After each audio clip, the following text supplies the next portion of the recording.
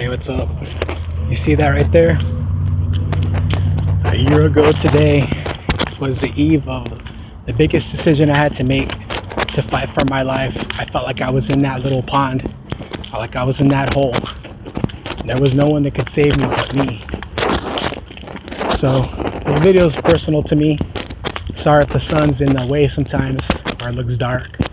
But very personal to me because, as most of you know, I've struggled with my weight over the years, and I want to mention that I'm coming out of this spiral, coming out of this hole. You just can't tell, but I am.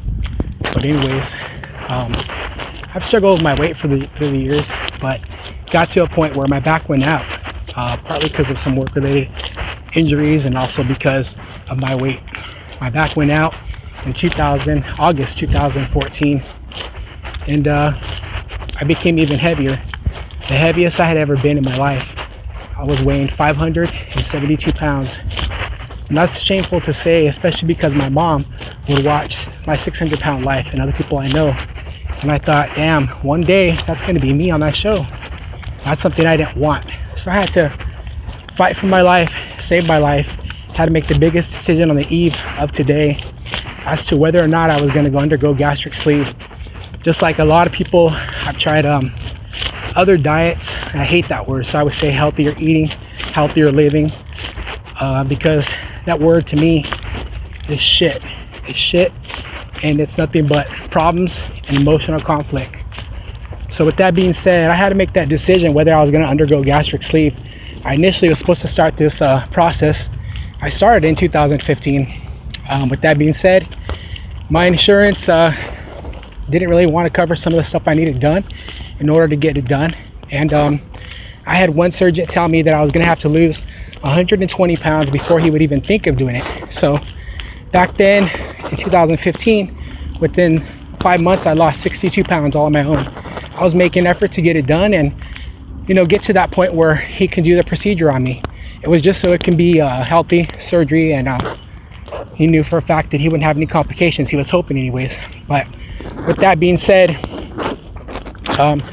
things didn't go well. So by September of 2015, I initially gained all the weight back and much more. And you know, I didn't care anymore. I was just like, I don't give a shit. Why am I gonna keep bothering, trying? I'm tired of dealing with the insurances. They don't want to pay for this and they don't want to pay for that. All this pre-op stuff that had to be done, but yet they'd turn around and pay for $19,000 surgery, right? So that didn't make sense to me. So, you know, I ate my way back up, and you know how it is. When you lose weight, you gain more. And gain what you lost, then you end up getting even bigger. So, like I say, I can say with gratitude because I'm not that weight anymore. I was at 572 pounds, and I never was ashamed of my weight because I still could dance, I still could go to concerts and do the things I wanted to do. But the bigger I got, it prevented me. It didn't feel the same. My knees hurt, my back hurt. You know, I couldn't walk 5 minutes without having to take a seat. And if I sound out of breath in this video, it's because I'm talking, I'm obviously walking. But, you know, now I can walk sometimes 2 miles without even stopping. You know, I don't have that weight, that pressure on me anymore. It's been lifted. So I decided to go under gastric sleeve, and sorry if it sounds like I'm, you know, jingling around a lot from one thing to another, but that's how I am. That's what I usually do. So anyhow, I was terrified because the doctor told me initially, after being tested for severe sleep apnea, I was told that I stopped breathing 56 times in 1 hour. So can you imagine? Almost every minute of the hour, I stopped breathing. No matter if it was for a second or two, but I stopped breathing. And that was because of my weight, and partly because either my brain wasn't sending a signal to my heart or the other way around. So the scary thing was, if I go under this surgery, obviously everybody has a chance of, you know, probably not making it. I think it's like 1 in every 1,000 that don't wake up. But my chances basically more than tripled because of the fact I had severe sleep apnea, and I constantly woke up in the middle of the night choking, gasping for air. Thank God I never actually, you know, died in my sleep. I was given this chance to change my life. So with that being said, all the points of the ball are on me. And anyhow, So that decision was terrifying. It was terrifying, and I was afraid to do it because the doctors told me, hey, you got to prepare yourself and your family because you may not wake up again. You may not wake up, and you got to prepare, them for what may happen. You may die on that table.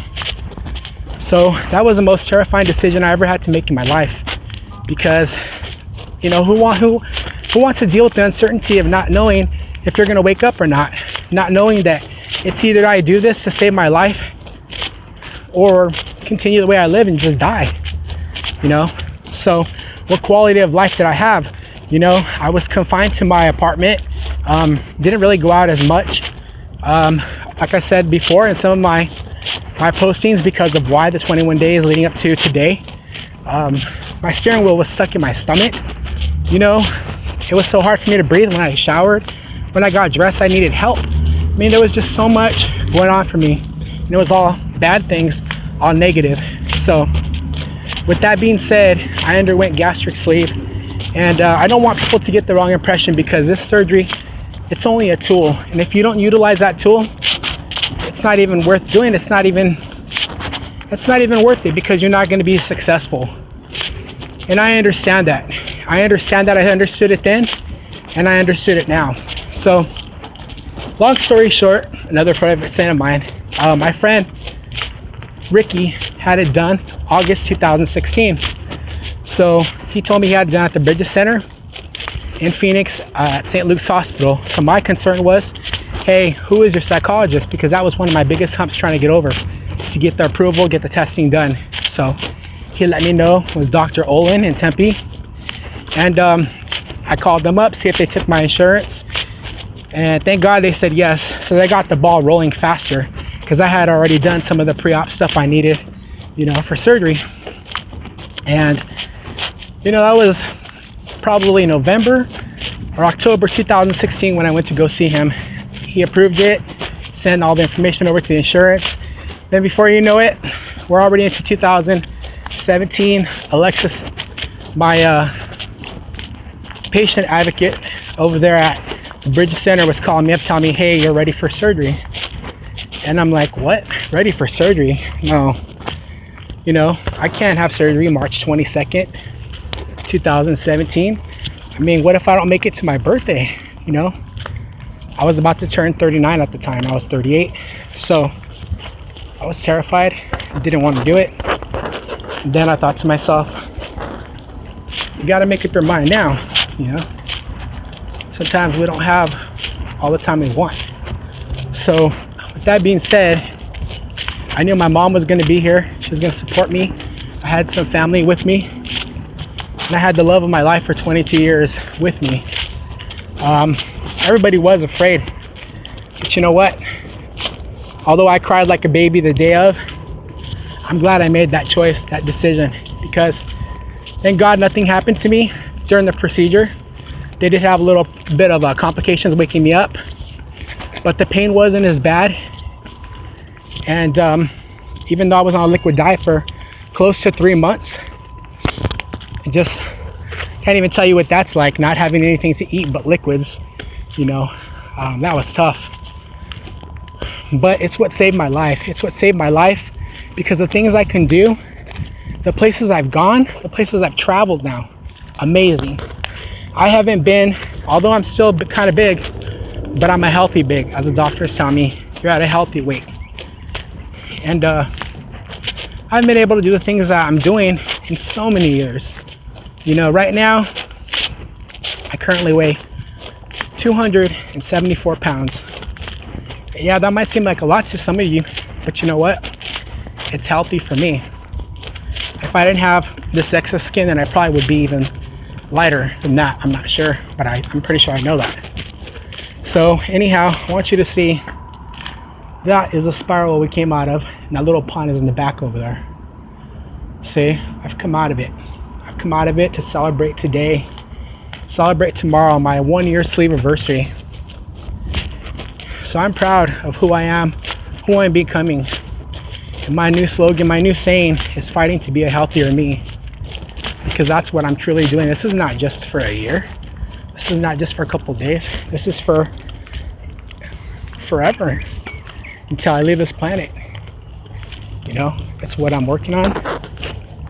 It's what I'm doing to save me and encourage and motivate others along the way. And the fact that almost a 600-pound man, me, that I have done that, I've inspired people. I've had people write to me, inbox me, ask me for advice. I mean, hey, Junior, you're very motivational for me. You're helping me out.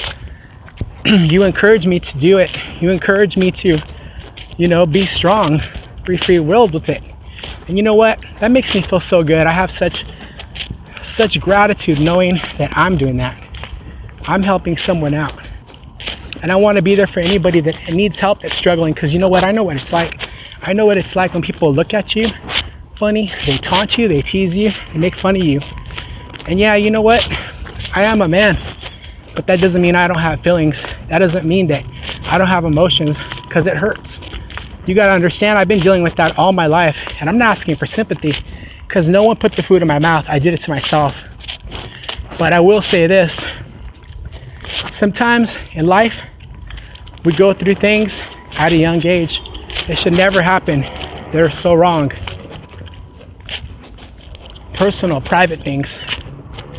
I'm not putting anybody on blast, but there's reasons why people do what they do. They say what they say, and they end up the way they do. And with that being said, don't ever judge a book by a cover, especially someone that's obese, because you have no idea what they're going through. You have no idea what they're dealing with. And we may put on a happy face or seem like, oh, everything's okay. But you know what? Inside